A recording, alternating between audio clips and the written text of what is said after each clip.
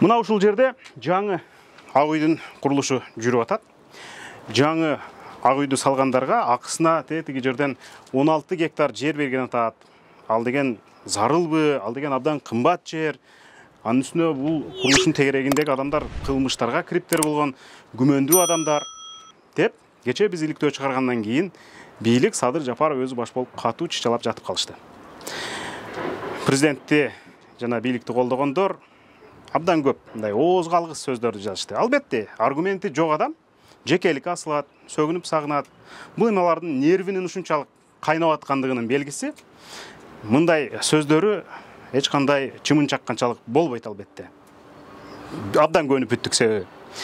Ал эми президент мынтип жазып атат.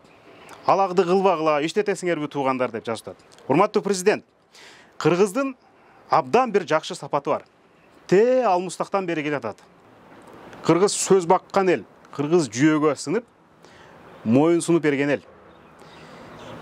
Бизди жардамга чакырган бир топ убакыт мурдагы бул сөзүңүздү эстеп, сиз дагы моюн сунуп коюңуз. Коррупция менен күрөшүү боюнча сиздердин жардамыңыздар керек болот.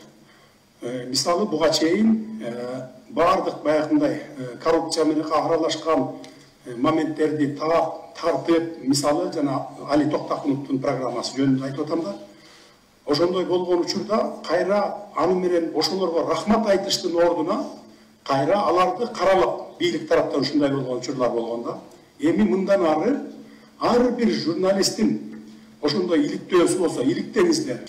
Мен коррупция менен күрөшүү боюнча мен 100% сиздерге сөз берип кетем. Бир дагы журналисттин ушундай коррупцияны аныктап чыккан материалы жөн калбайт. Сиз мына ушинтип айтпадыңыз беле?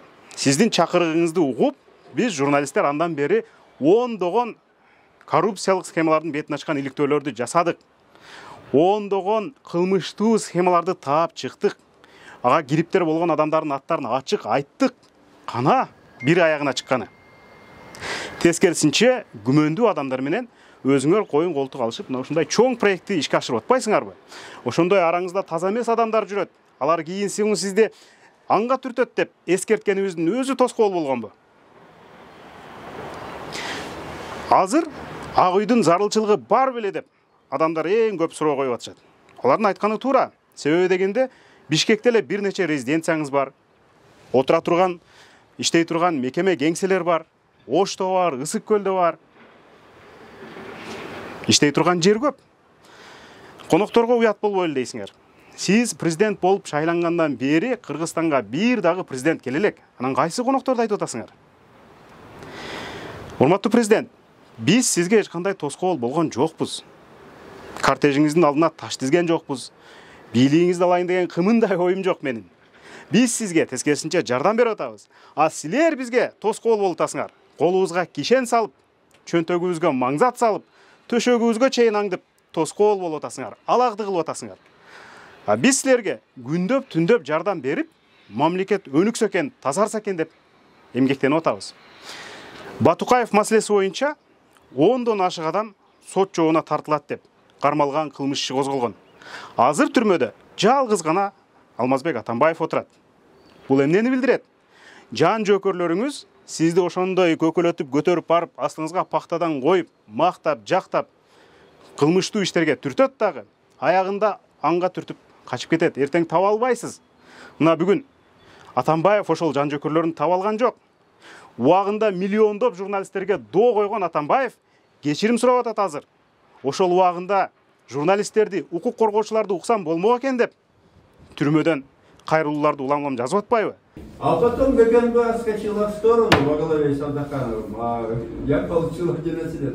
Поэтому, если ты президент, ты должен больше слушать просто людей, соцсети, гражданское общество, из тех, кто спорит с тобой. Бул сизге Шералынын чокоюндай эскертме болушу керек. А биз болсо коррупциялык схемаларды, ошол коррупциялык схемаларды токуган адамдарды ачык айтып, ачып берип, өлкөнү тазартканга жардам берүүгө, кол кабыш кылганга дайыма даярбыз. Муну биз сиз үчүн жасап аткан жокпуз. Муну биз карапайым калың эл үчүн жасап атабыз.